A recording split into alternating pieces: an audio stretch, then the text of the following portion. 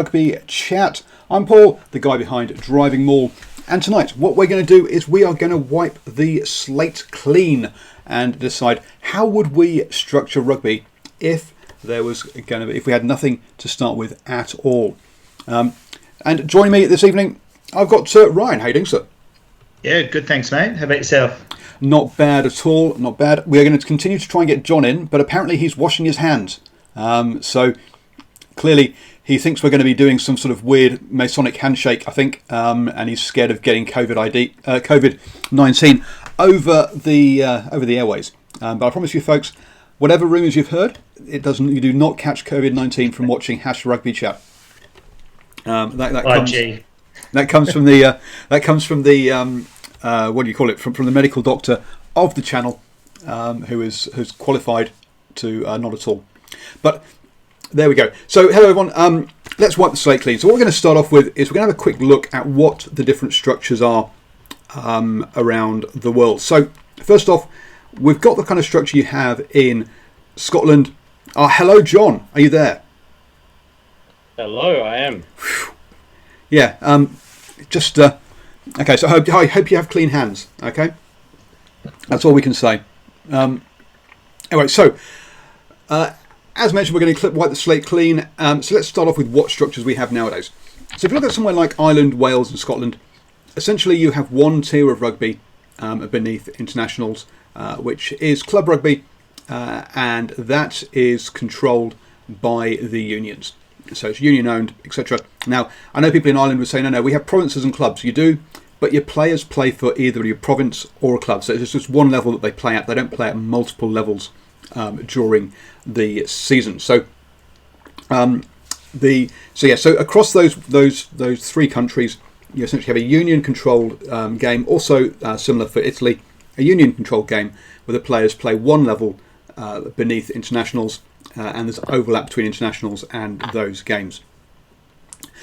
If we look at France and England, they've got a similar kind of structure, which is at one level of players. Of playing level, and then internationals as well. The big difference here, though, is that level is controlled and owned by private investors, not by the unions, and so hence they have conflicting or have differing goals than the union. Whereas in the other places, there is, in theory anyway, just one goal that everyone is playing towards. If we head down to South Africa, then you have a multi-tier system, where you have Super Rugby and what used to be called the Vodacom Challenge Cup is called the Super Sports Series now, which happen simultaneously at the same time, and players switch between those two levels. And then later in the season, you have the Currie Cup and the Internationals. So players from that Super Series and from Super Rugby will both go into Currie Cup, and then players from Super Rugby will go into Internationals. So players will play at two levels during the season, be that Super Series and Currie Cup, Super Rugby Currie Cup, or Super Rugby Internationals. But the difference here is, the thing there is the Currie Cup teams and the Super Rugby teams have very strong links. So if you play for the Sharks in Super Rugby, you'll play for the Sharks in the Currie Cup. There is some movement between teams, between players. So if you play for the Blue Bulls, if you play for the Bulls, you might not play for the Blue Bulls you may also play for the Cheetahs or for the Griquas, but it's only one or two players that will leave. On the whole, there's a tight mixture between those. And then finally, you have New Zealand, where you have a similar structure again. You have the Super Rugby and club competition happening at the same time, and then you have internationals and the Minor 10 Cup. The difference here, though, is the links between the Minor 10 Cup teams, or the provinces, and the Super Rugby teams is fairly loose on the whole. Sure, the Crusaders do link with Tasman and Canterbury, but as you can see, it's Tasman and Canterbury, and they split fairly evenly. Whereas in the Currie over in South Africa, it's a very strongly one-to-one. Here, it's a one-to-many piece. So those are the four structures we have nowadays. We'll have our chat. We'll decide which one of those structures may or may not fit what we think our requirements are as we start from a blank slate. But if we're looking at a blank slate, Ryan, what are you looking at your structure? What's one thing you would want your structure to be providing? Providing full stop.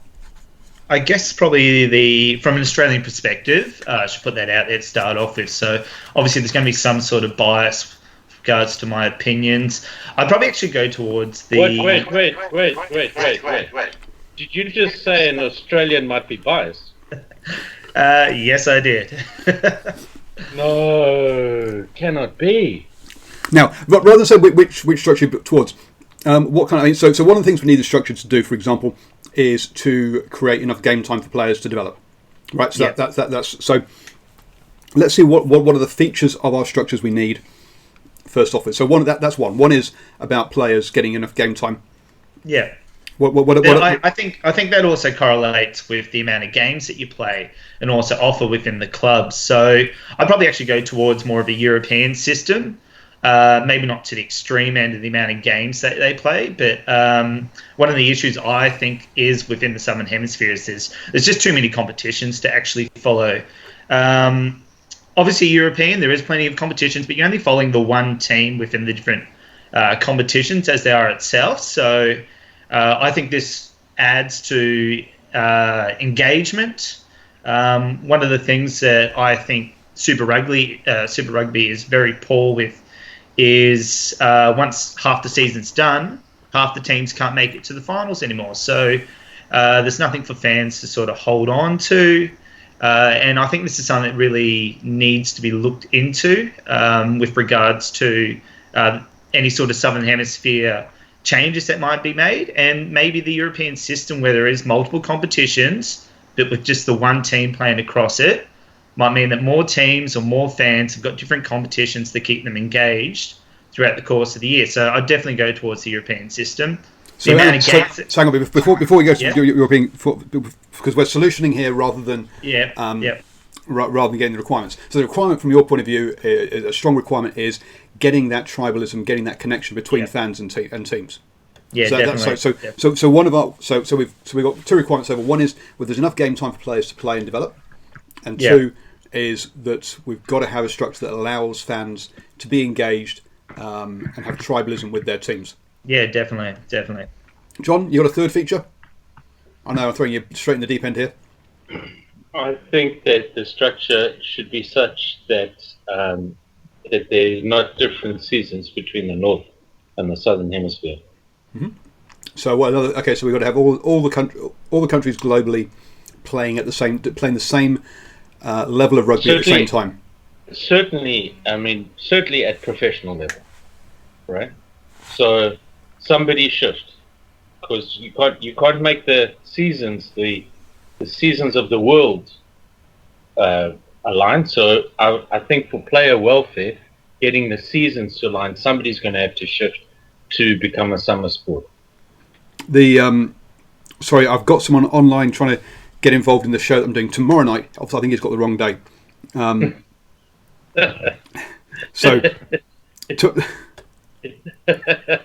Sorry, mate. You're a little ahead of time. Still yesterday. So he's got the wrong one. So, sorry, folks. Actually, I'll take this moment just to tell people what is happening tomorrow. So tomorrow evening at this time at 8 o'clock, we'll be having the very first Do You Know sports quiz that will be on that will be on New Zealand Sport Radio. So we'll be streaming to Facebook Live, and then the recording will be available on YouTube. I'll put it here on the DrivingMaul channel, and I'll also put the recording out as a podcast as well. Yeah, he's realised that it's tomorrow, not today. So that's good. So hopefully I'll stop having messages popping up all over my screen. So yes, so that's what's happening tomorrow night. Join us for that quiz. So yes, okay. So we need to have the internationals happening at least at the same time, and at least having that piece that I've gone blank. So yeah, games, tribalism, happening at the same time. The other one is obviously that comes on top of all this is that we must have it must be financially viable, right? So it's got to generate enough cash to sustain itself. So we can't have people just playing 2 games a year, even though that might be the perfect player welfare setup. There's got to be a certain volume of income for them, but I think a lot of that will be dealt with. Pardon me. If you get that tribalism, if you get that the crowd, the audiences up, then the money will look after itself. And I think what we've seen perhaps previously, again, is that people have tried solutioning and going, we must get cash, rather than the way you get cash is to get audience. Well, let's build the audience, and the cash will come along at some point in the future. Thank you very much. So I don't think cash really is necessary. A lot of people might say, oh yeah, the structure's got to provide cash. It does, which means you've got to provide some games for the audience. But I think the cash will look after itself. That's not really for me a core feature that we need to build. So we need to build into this. Now, the thing that you're talking about there. Sorry to interrupt you, Paul. Do you want to finish what you were saying? Nope. The thing you to think is that if you create the right structure, where you develop what Ryan was saying about tribalism, and where you develop the right structure where you're looking after the players' welfare, so you align the seasons, and you're creating interest with with teams being involved maybe a little further into the season, then what you'll do is you'll create the right kind of content that TV stations will be prepared to pay for. Because at the moment, what we are forgetting is that in this changing world where people are what's the word? They are cord cutting, isn't it? The current thing where they're cord cutting from terrestrial television and from watching the normal television channels. Is the one king is live sport. Because no reality TV really can match up to the drama of live sport, because it always looks scripted. But what happens in sport grips people, and it's played live, and you can sell advertising to people, and they'll stay tuned in because it's live sport. Yeah. So this is a very valuable commodity in this current world where people are choosing to stream their shows, binge watch, whatever it is, and avoid advertising. Yeah, I'd actually add to that as well. Like even just the last 3-4 weeks since people are going into lockdown, I guess that's sort of been re-emphasised how much people are desperate for sport at the moment. I would watch anything on if it was live right now. I think it's come to that stage. I think people sort of took it for granted, and how good we actually had it, and how accessible it was for us, and sort of re-emphasised its importance towards the community as a whole. And I think what you really need to get into then is Belarusian Premier League, because that's the football that's happening at the moment. And if you want to keep up to date with what's happening in the Belarusian Premier League, 8 a.m. every morning we have the morning sports briefing, where we go through and get you up to date with all the sport that is happening and all the other sports news that's going on as well. Who can resist that invite? For 8 a.m. New Zealand Sport Radio the coffee show chat update Belarusian. I mean, how can anybody turn that down? Now, and if you're like John, who doesn't get up in the morning and is a bit lazy when it comes to getting up in the morning. I'm like Linda Evangelista. I look good and I only get out of bed for $25,000. And as we beauty sleep, and yes, and also like her, he's now 60, like she is. That was like a quote in the 80s, my friend. That's so long ago. Jeez. Good quote's a good quote, man. It was a good quote, admittedly, but it was a long, long time ago when $25,000 meant something. Nowadays, it's peanuts. Anyway, now I've got my mum calling me as well. Jeez, can people just go away and leave me alone? I'm trying to do a show. She's calling you to tell you stop talking badly about Linda Evangelista. Absolutely, it's all about her. And John's way better looking. But it was Heidi Klum that made that quote, surely, wasn't it? No, I have no idea. See, Ryan, you're way too young, unlike us two old blokes. I'm born 85, so. Oh my god. Anyway, I'm going to. By the way, just I'm going to blame the beard here, because I'm doing the #ISO beard, so support your local businesses. So yes. Hashtag puberty. See, it's this kind of blokey chat that's turning off the ladies, John. You need to look. You just come on. Metrosexual. Come on, let's bring you into the 21st century, please. These old, outdated kind of views are just. God. Anyway,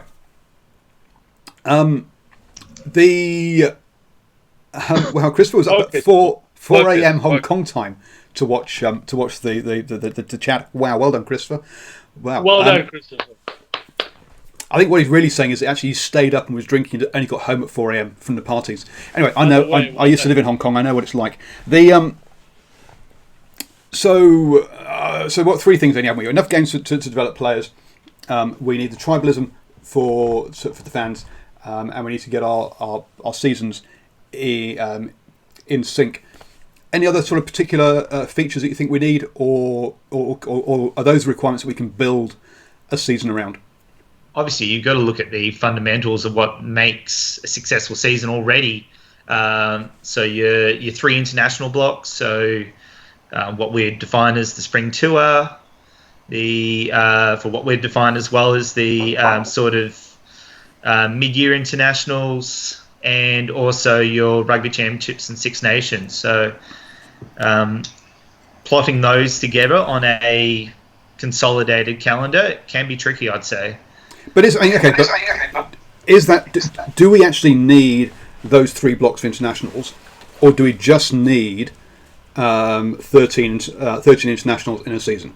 Does it have to be in 3 blocks, or can it be in 1 block in say a 4-month period in at the end of the year, or at the beginning of the year, or anyway? Yeah, I'd say it could be all done at the same time. However, someone would have to make a sacrifice for that to happen. So, but we've got a blank slate, right? We're starting from scratch. Totally blank slate. What is the ideal structure? That's right. Look, I would probably lean towards the Northern Hemisphere pushing their season back a little bit further. I think it's more beneficial for them. Obviously, with regards to conditions, so when their centerpiece, so their finals and so on would be played during summer. Careful also, now, John's getting excited as soon as you talk about summer rugby. Yeah. But intrinsic question here: do we need, or should we have the internationals in a single block where we're expecting people to watch for 12 weeks solid to get those enough games in? Or would that turn people off? Would people get bored? Do we need actually to have 3 blocks of 4? No, we don't. To keep interest throughout the year and get people from switching off. Why can't we play Super Rugby and the Six Nations in the same? Not Super Rugby, sorry. The Southern Hemisphere Championship at the same time as the Six Nations. I think that'd be fantastic. It'd be great to broadcast the stream. Yes, absolutely. So they're playing on the same weekend. They're not playing in the same time slots, so they're not competing against each other, right? Because they're at different times. So you could have a whole weekend. Can you imagine how much rugby we'd watch? Especially Paul, who actually likes to watch that Northern Hemisphere stuff. So you'd have them overlapping, and then the question then becomes when the tours, the tour to the Northern Hemisphere, tour to the Southern Hemisphere, do you have it before or do you have it afterwards? I would say the absolute ideal would be is that you stagger the 2. So some Northern Hemisphere teams travel south to tour, while some Southern Hemisphere teams travel north, and then they swap over a period of weeks. No, hang on a second. So South Africa plays let's say South Africa goes and plays France, Italy, Ireland, comes back to South Africa, right, and plays some of the other teams that are touring the Southern Hemisphere, whereas do you understand what I'm saying? Some come south, South Africa goes then south, South Africa goes back, these guys go back, so you coordinate the season. Then you go into your actual championships, and then the real prize would be that at the end of the 2 championships, the Southern Hemisphere champion and the Northern Hemisphere champion can finish the season with a match. Yeah, the issue I'd have with that would be if you're going to split the seasons, that requires at least 6 teams to be in the Northern Hemisphere and 6 teams to be in the Southern Hemisphere. Have we got 12 quality teams to satisfy the needs of the consumers in each market at the same time? So we've got six. We've got the three big ones in the southern hemisphere.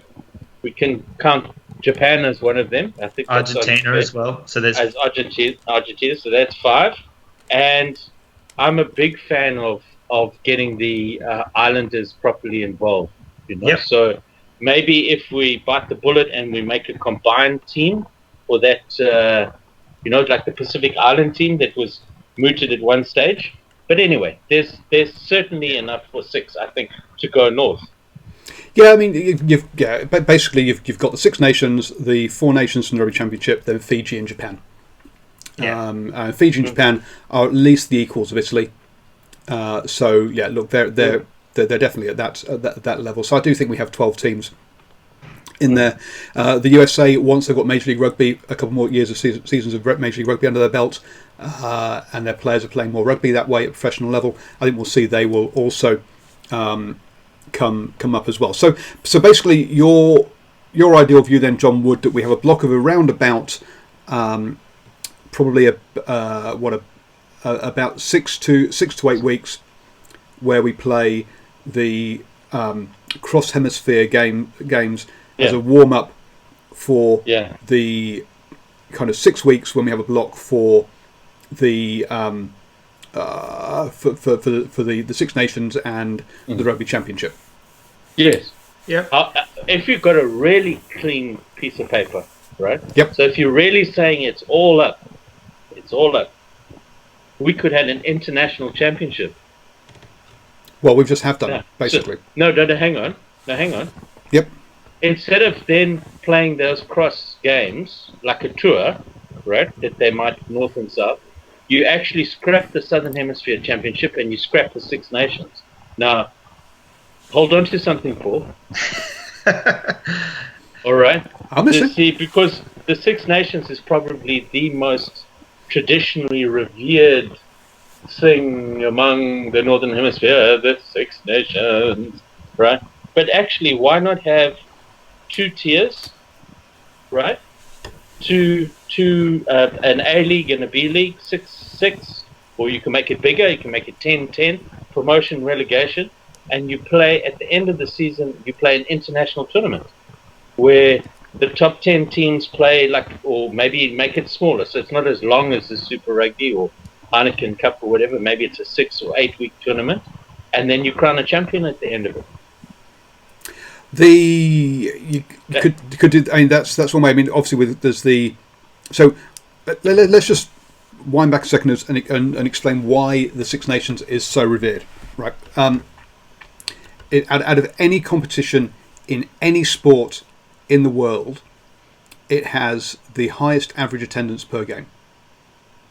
Okay, and second to none. Every other league has got a lower average attendance than every other competition has a lower average attendance than the Six Nations. Now, clearly, the Six Nations only has a small number of games relative to something like the NFL or your La Ligas or whatever, but they still average a higher attendance per game than those. Now, the scarcity is part of that as to why they get that, and that's why basically it funds European rugby, full stop, or at least for those Six Nations. So that's why it's revered so much. So I think rather than necessarily scrapping it entirely, making it part of a global competition with promotion and relegation into it is probably the way to go, because at the moment, nothing else has ever in rugby sort of generated that cash on an annual basis. Well, it's not going to go down really well with the Northern Hemisphere. Is when, as it is, they lose to the Southern Hemisphere teams at a tremendous rate, right? And to see on a regular basis that the Southern Hemisphere teams dominate them in the competition is probably not going to go down very popular. So maybe that's the bridge too far. Maybe we just have a extended international window of whatever it may be, 3 months, where the players, you do a reverse tour, North and South tour, and then you get into your own championships, or Southern and Northern Hemisphere championships. maybe that's the way to go. And you could, in theory, use August, September, October for that. Yeah. Take off November and December as have a proper off season. As an off season. Now, quite what we'd all do in the run up to Christmas, I'm not sure. Some of us would be again, and then maybe actually kick off the Northern Hemisphere season a couple of weeks earlier than the Southern Hemisphere, because the Christmas and New Year's derbies work are really massive games over there. Plus the length of season anyway, so they've got extra fixtures to cover throughout the course of the year. Like top 14's got 26 weeks. So you run from then all the way through to the end of July, as is reserved for domestic competitions. Use it how you will, and then basically from August, September, October, I said, is your international window all year round. Now that assumes that people are happy to have that one block of internationals and one block of domestic, and that they don't want to intersperse internationals throughout the year. But one of the things that Ryan and I had a chat earlier, because he came up with a very detailed spreadsheet plan of looking at the season, which is why I've had him on here, because I know he's put hours of thought into this, and I've reduced it to about 10 minutes. Sorry about that, Ryan. But no problem. But one of the things that was that was in that plan we discussed was that one of the things that was a problem with Super Rugby and a problem with the June window internationals was that people would switch off from Super Rugby to watch internationals and would never switch back on to Super Rugby again. So by having it as a block, the domestic competition, you don't switch off, you don't lose your audience. So I think that might be a good idea. Simon, then, and that would give. So hang on, if we're talking January through to end of July, January, February, March, April, May, June, July, 7 times 4 is 28. Yep. So it's not quite long enough for a European season, so which has 36 or 32 games in it, I think. So from memory, France would be 26 weeks, minimum 6 weeks for the group phase for the European Champions Cup, so that's 32. You're looking at about 38 weeks if you count finals to actually get through their whole season with no buys. So they might actually need to start at the beginning of November and just say, right, you don't have your internationals for 2 months. Yeah. I guess for something like that, though, with, say, obviously the English season is a little bit longer as well, not as long as the French season. You could comfortably put, say, the Premiership Cup at the start of the year, say, have a hard line with, say, anyone that's involved in the international season towards the end of the previous year is not eligible to play within that cup. So once again, it sort of serves as a development tool, a little bit longer off season for those players as well. Something potentially that could be looked at. Yeah, because I think what you'd find is that whilst Super Rugby would run from probably not start in January because it's just too hot in South Africa to play in January, really, is that Super Rugby or the Southern Hemisphere would start sometime in February, run through to the end of August. Also, it would start end of February, run through to end of August, and then they would play the Curry Cup or the Mitre 10 Cup during the international window, because none of those players are involved in that.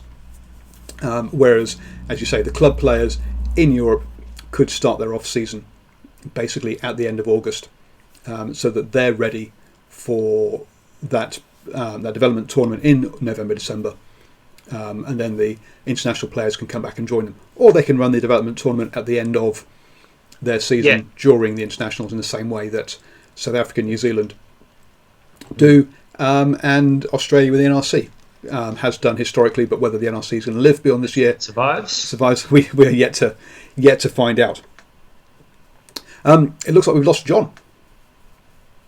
Yep, we've lost John. Right. So what John is saying is, Paul, can you please dial me back in?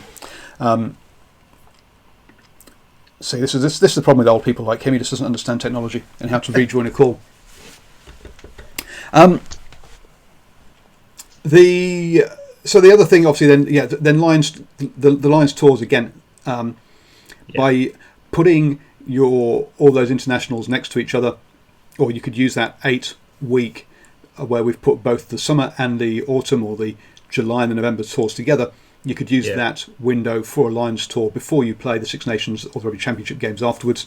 So again, that gives a space for the Lions rugby to run from August till sort of August, September-ish, potentially. And that would also work for European people's holidays as well. And let's be honest, it's the touring people that bring the cash in for these things. Yeah, most certainly. The other thing then that's come up, so Bernard Laporte has decided that since he lost the last election to become the president of World Rugby, that since Augustin Pichot is stepping down as the vice president, clearly Augustin Pichot's a bit upset. My guess is that Augustin Pichot's upset basically that he's not managed to engineer the change he wanted to, so he wants to get out of the organisation so he can agitate a bit more to try and make things happen. What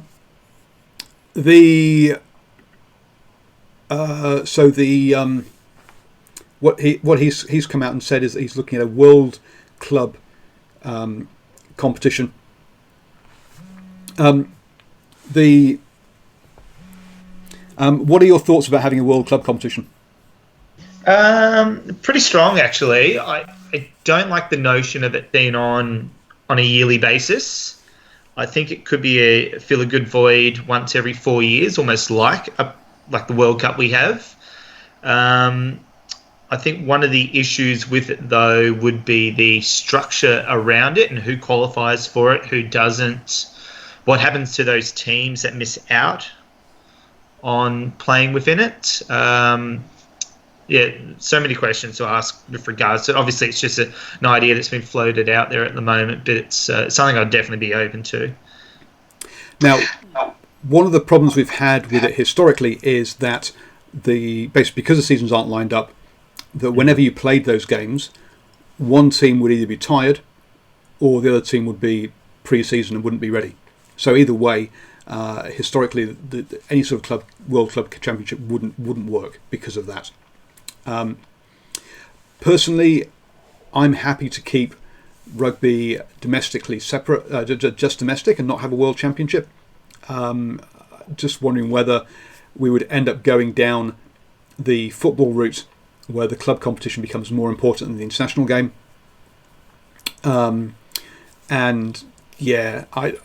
There is just something about international rugby that I really enjoy that I think they've kind of lost a bit with football, or maybe has never existed. Yeah, I think I'm not sure if that would happen exactly, only because so many of the teams already union run. Specifically, obviously, Ireland, Wales, Australia, New Zealand, South Africa, and so on. So I'm not sure if it would have the same sort of output as what would happen within the football, within the game of football, how the club competitions obviously dominate what goes on. But if that were to happen, would that be such a bad thing? I guess it depends on how traditional you are and whether you want it that way. So I've got John pinging me again. He's got connection issues. I think we've lost John for the rest of the show. But one of the things that so I was talking to the CEO of Bay of Plenty, and if you want to go listen to that the full interview, it's on DrivingMaul.com. But one of the things that he says, look, we are going through the macro change within rugby, and this was before the whole COVID thing happened. And what John, stop trying to call me on Messenger. I can't bring you into a show whilst on Messenger. So one of the things that that he was talking about was that basically we're going through a macro change where we are moving from a union invested and controlled game to a private ownership control game. We see that with Global Rapid Rugby. is one option. We've seen Major League Rugby as well. Now, Major League Rugby, I think, is probably the only league that I've heard of globally, not just in rugby, probably just about that's not done entirely true, but definitely the MLR is the only league globally in rugby that has guaranteed it's paying all its players their full salary, and it's not asking for any players to take pay cuts. So I think what we're seeing there is that whilst currently it's not that strong a force, because obviously it's new and it's the salaries are still relatively low, but once that gets in its stride in about 10 years' time, their salaries are probably going to be higher than anywhere else, and that private ownership is going to have power. So there is a macro change going.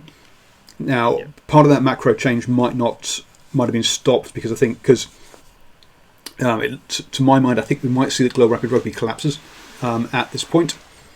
John, do you have to take photos and join the show?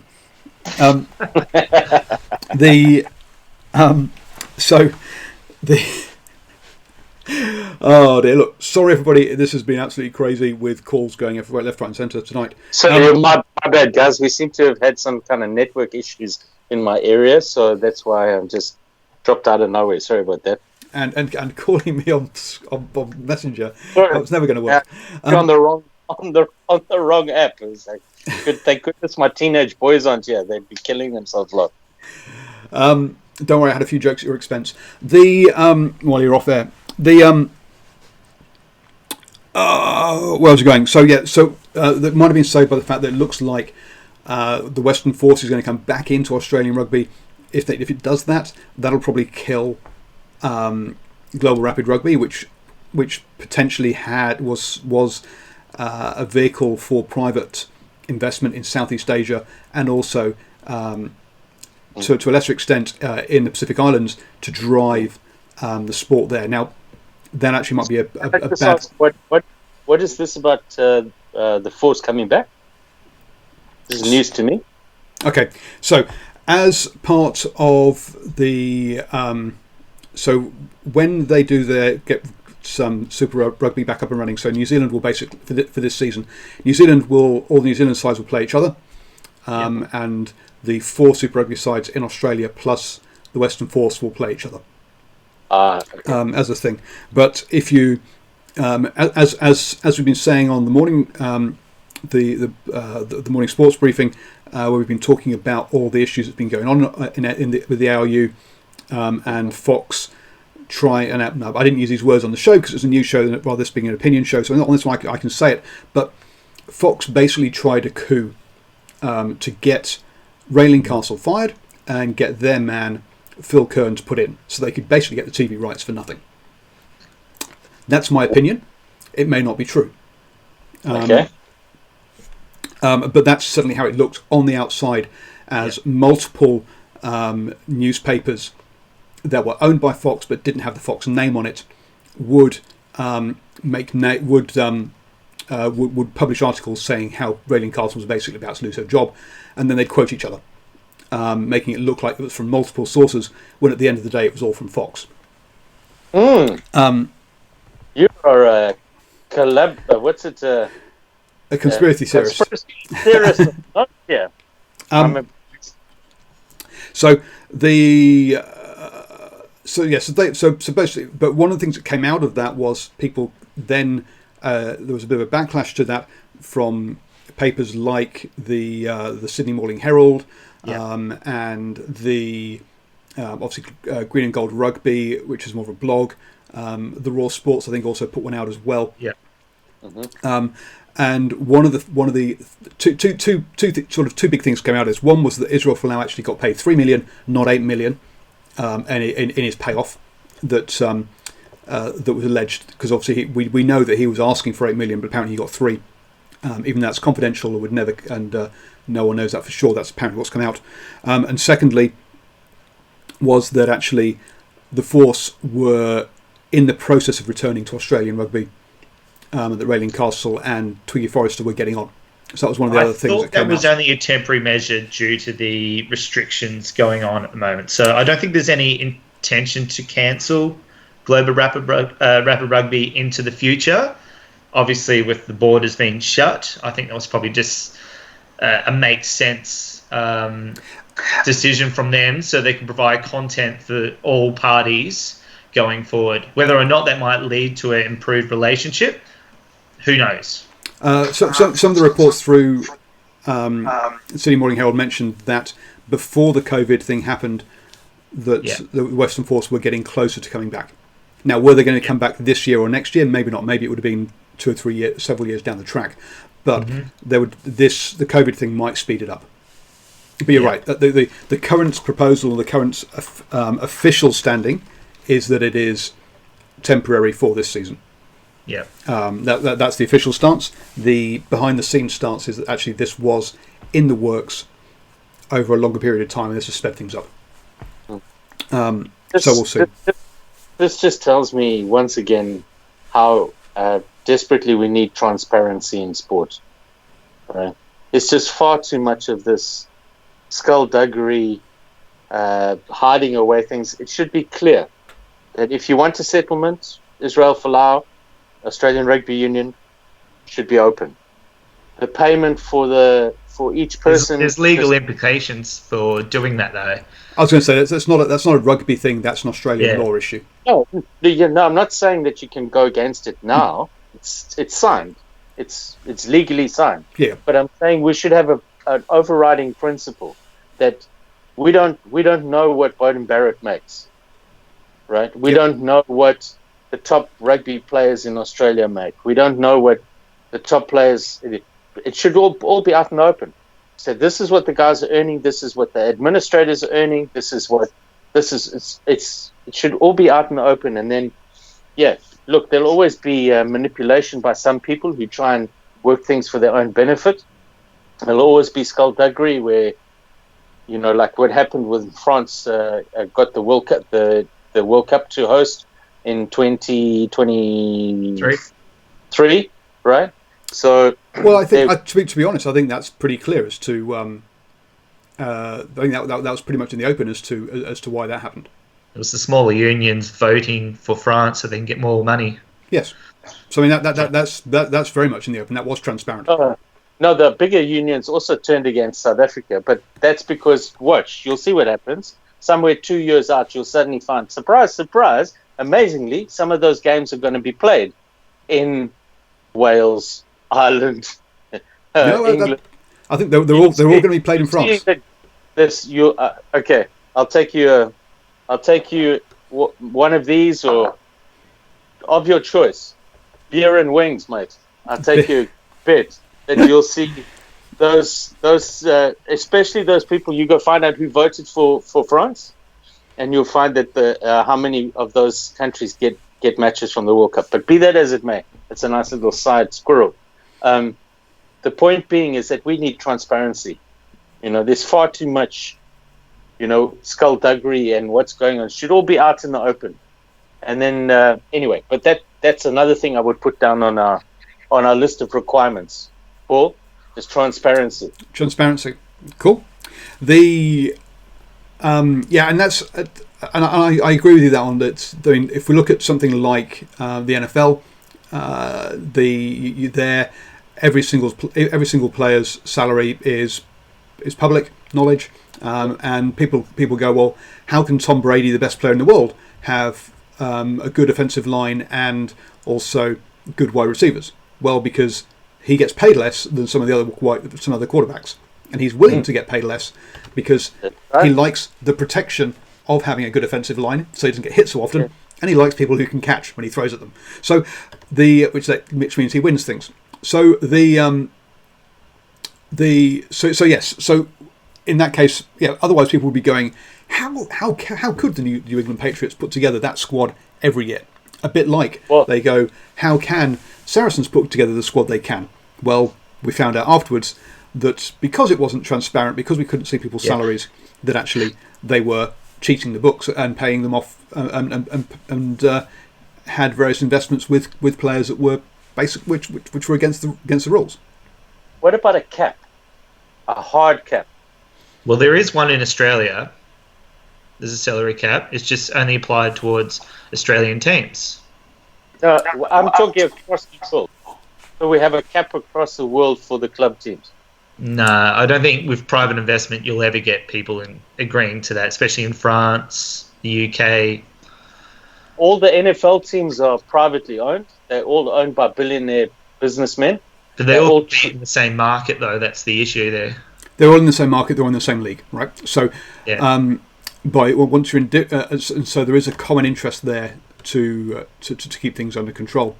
It does also, but it is a problem in baseball and ice hockey and basketball, because the tax system in Canada is different to the USA, so they get taxed more. So it's harder for the Canadian teams to get talent.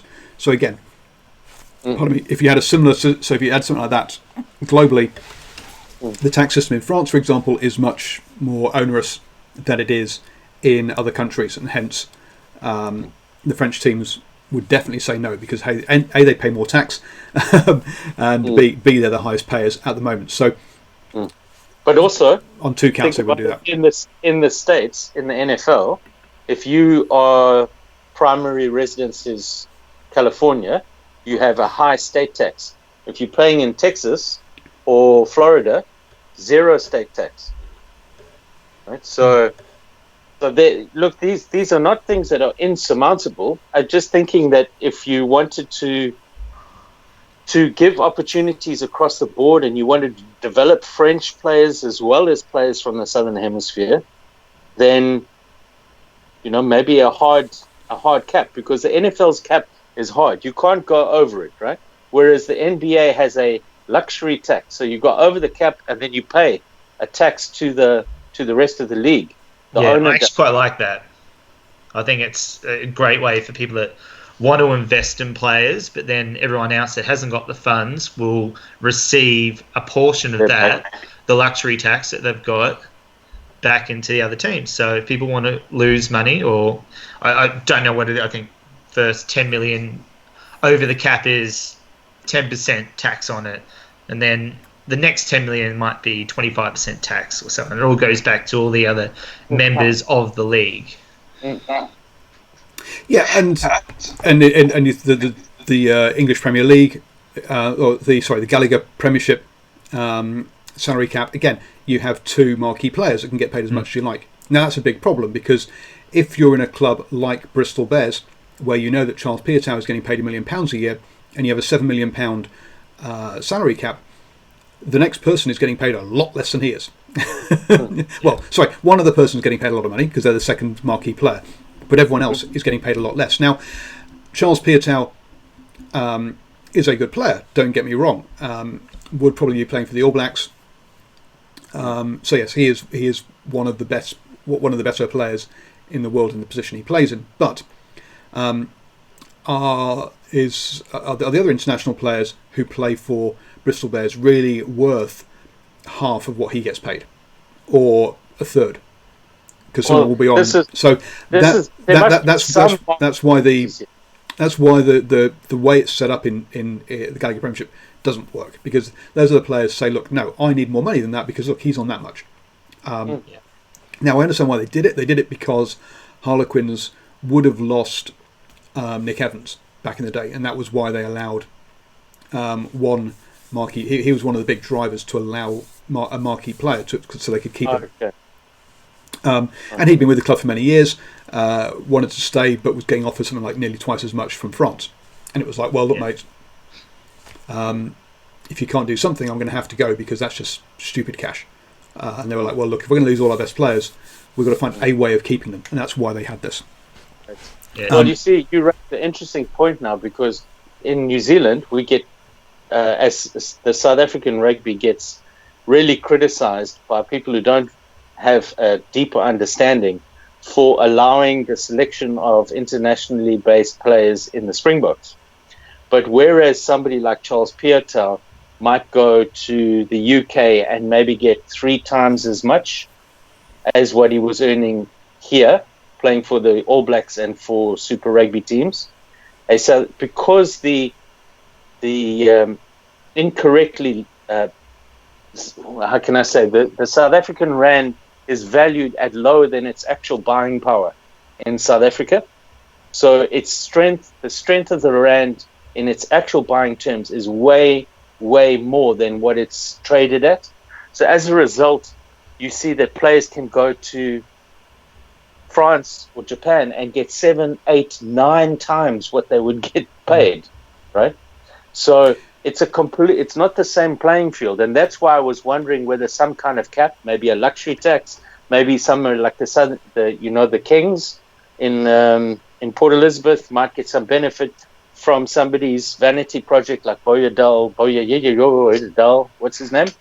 Well, he's actually sold his team because he's not rich enough anymore to play the game. Bujalau. So Bujalau is only worth 8 figures, and you need to be worth 9 figures if you really want to be playing in the top 14 as an owner. Yeah. Okay. I'd actually lean more. I think rugby's more likely to go towards. Not saying this is going to happen in the next 5, even 10 years. So I think be more likely to lean towards a transfer system like football is than it would towards a hard cap across the board. Yeah. I only say that purely because obviously the European influence of the competitions that we already have. They're obviously within markets that have those sort of traditions, and also the fans understand the need for transfer fees. I think it could be a beneficial thing, especially for Southern Hemisphere nations. Currently, at the moment, obviously, we have a free market where players are only leaving at the end of contracts. So we do see a small number of contracts getting broken.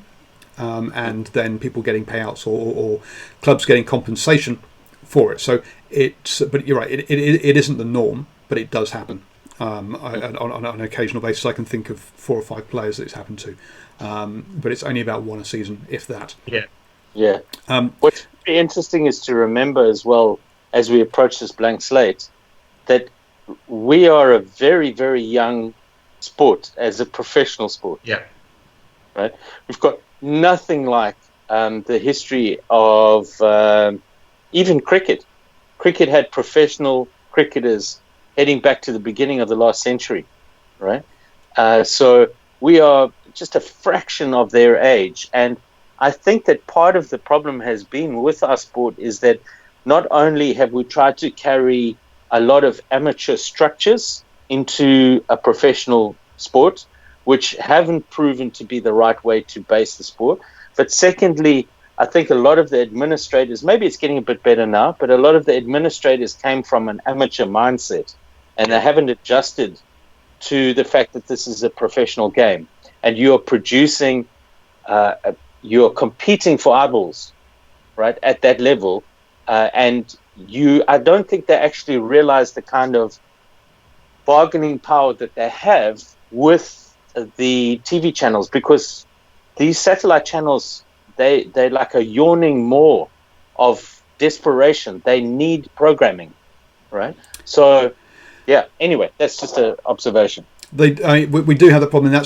So we can still see that in Japan, for example, where they do have an amateur administration set up, and that's why Japan is in a mess and keeps flip flopping between different things and has no clear direction. You've seen that.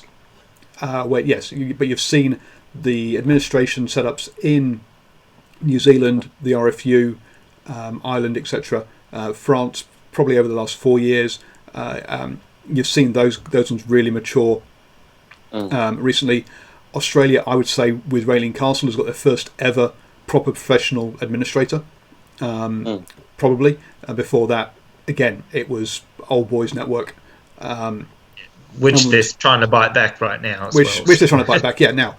So yes, you're right. It is only recently that we're seeing that some countries are catching up with their administration, and some of them still are, I say, very amateur. We've just seen the USA going to Chapter 11 because of their setup, and they've been a mess from an administration point of view for a long time now. You just have to look at SANZA as a whole, as an organisation. That's the perfect example of amateurism, basically. So, but that's the problem, is it? So when you look at something like the NFL or the NBA, and in fact the NBA is probably actually the poster child for sports administration at the moment, where basically what they do is the owners all vote and hire one guy who is the commissioner who runs the sport.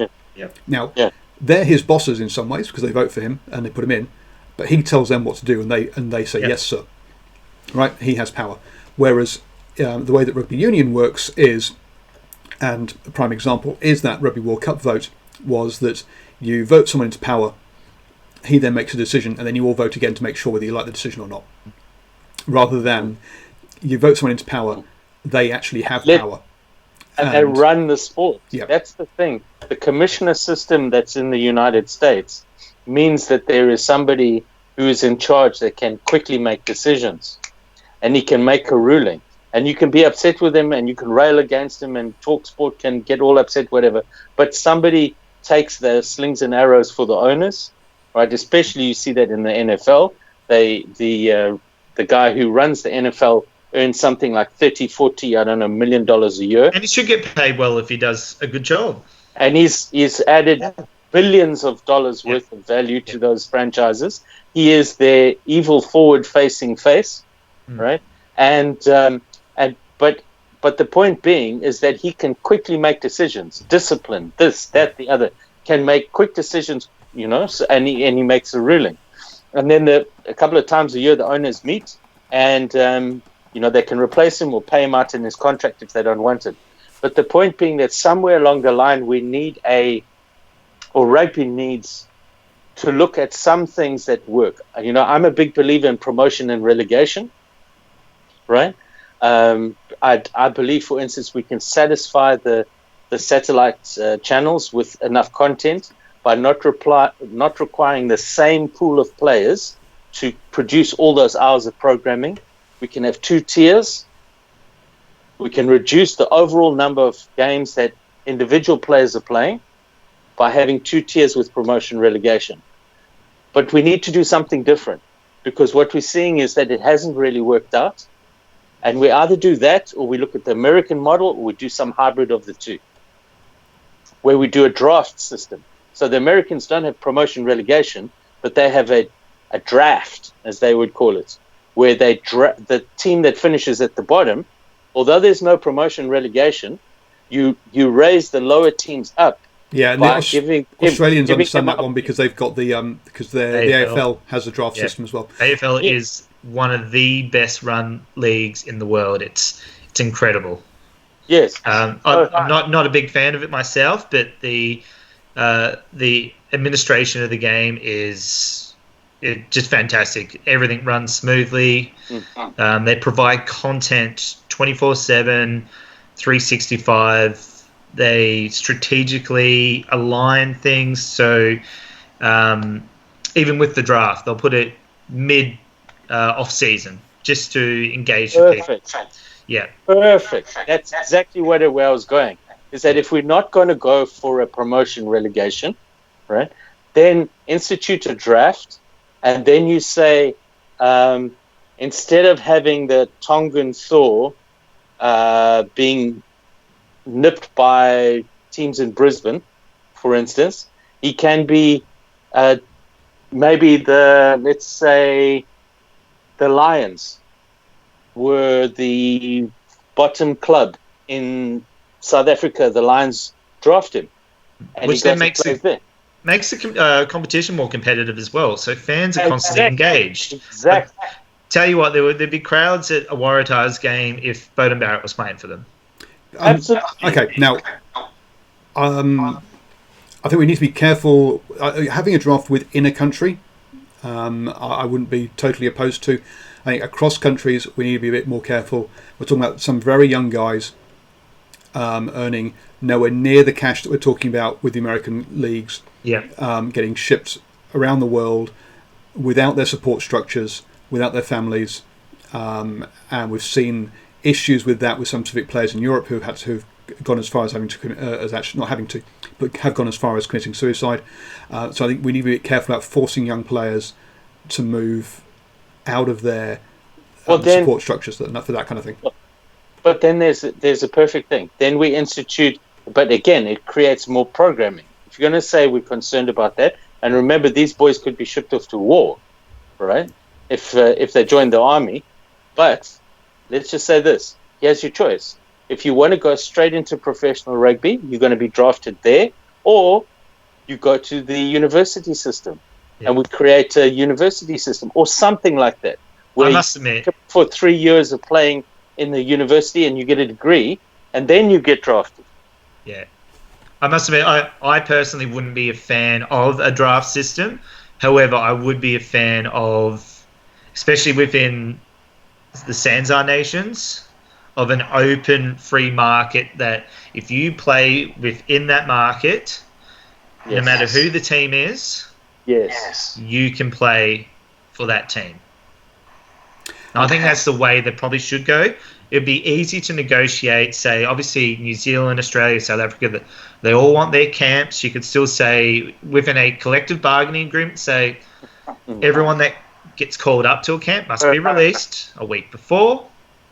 Mm-hmm. You could have bye weeks where all the teams are off at the same time. They could all fly back to their countries, do their camps, and so on. So, or there's no reason why Ian Foster couldn't fly across to South Africa, run a camp there whilst the team was on tour. If there was enough of them there, why not? Along with a couple of players who are also there at the same time. So that I'd be happy with. Yeah, it's the open market with a collective bargaining agreement that makes sure that the home unions still have control of their players and the playing time they play. But the draft system I'm not as much a fan of. Okay. Personally. Well, the beauty of having what you described, Ryan, is that in the off season you continue to drive interest. Because if Bowden Barrett was coming off contract and he's becoming a free agent, and he can be, he knows he can head to the Northern Hemisphere. He won't be selected for the All Blacks, but he can play anywhere in Super Rugby and be selected for the All Blacks. Right now, all these other teams, all the other fans, they go, maybe we can get him, right? And he can do a TV show called The Decision, right? Would you guys think that rugby could become more domestic orientated rather than Super Rugby? Now, this is from James Lawler in the live chat. Now, this is clearly or not clearly. I don't know where he's from, James, but this is clearly the kind of discussion that's happening in Australia currently. Australia at the moment is essentially there is a move to kill Super Rugby, and that they've had enough of Super Rugby and they don't want to be part of it anymore. Now, I wouldn't say kill it. I'd say just reform it.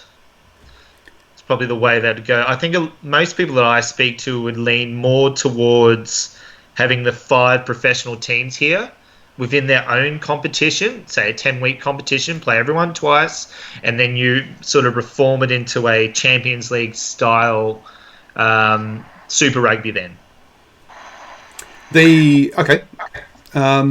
So there's definitely approach to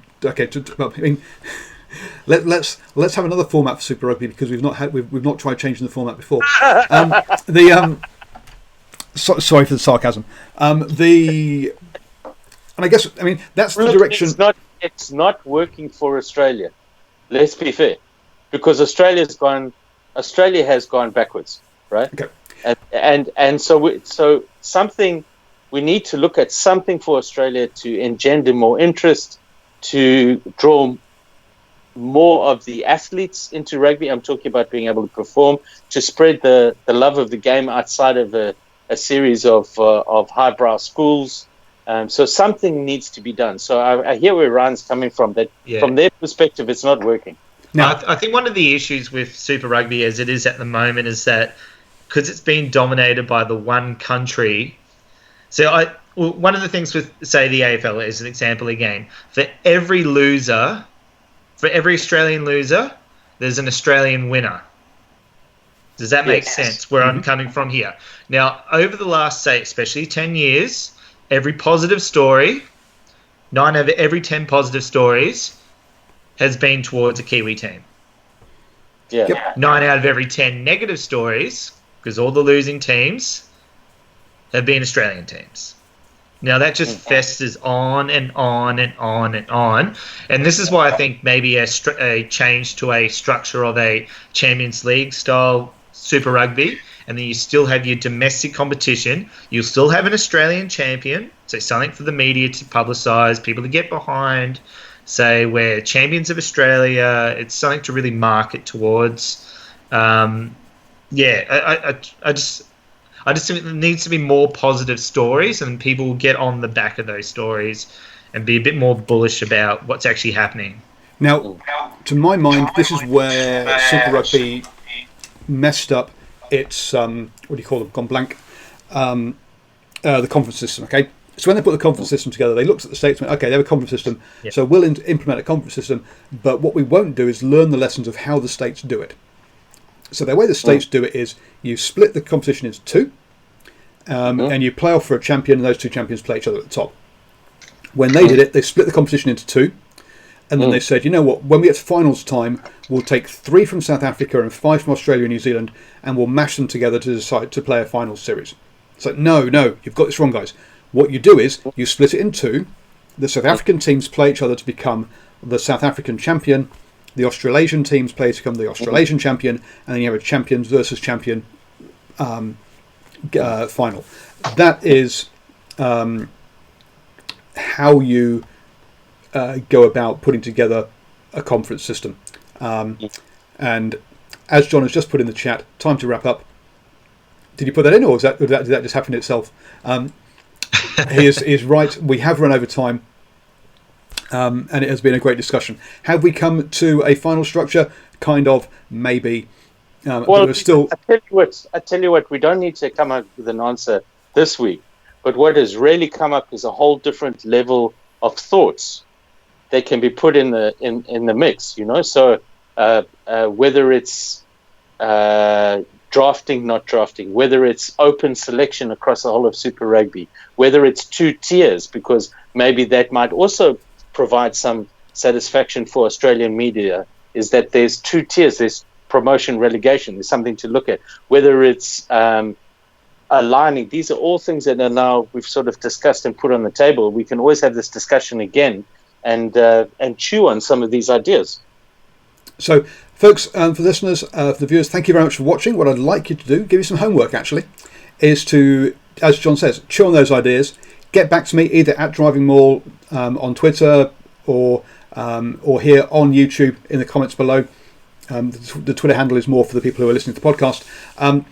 Let me know your thoughts around some of these topics. Are there any that we've missed that we should have been chewing on? Any ideas about around structures that we should have chewed on here? Because we've talked about things like salary caps, as he says, drafts, open or closed leagues, different structures of conferences or round robins, having single blocks or multiple blocks of games.